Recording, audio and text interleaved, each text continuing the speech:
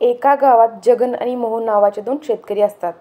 दोघेही एकमेकांचे चांगले मित्र होते. एक दिवस जगन काही कामानिमित्त बाहेरगावी जाणार असतो, म्हणून तो त्याचा शेत नांगर मोहनकडे ठेवून जातो. दुसऱ्या दिवशी मोहन नांगर विकतो व त्याचे पैसे मिळवतो. काही दिवसांनी जगन त्याचे काम संपवून मोहनकडे नांगर घ्यायला जातो. मोहन त्याला म्हणतो, नांगर उंदराने खाल्ला.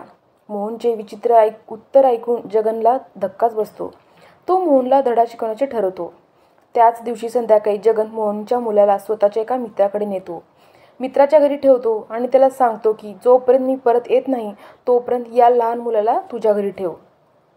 रात्री उशिरा मोहन जगनला त्याच्या मुलाबद्दल विचारतो, तेव्हा जगन म्हणतो, एक पक्षी येऊन तुझ्या मुलाला घेऊन गेला. मोहन त्याला चिडून म्हणतो, पक्षी कसा काय मुलाला उचलू शकतो? त्यांचे भांडण मिटत नाही. मोहन रागाने न्यायालयात जातो. न्यायाधीशांना सर्व हकीकत सांगतो.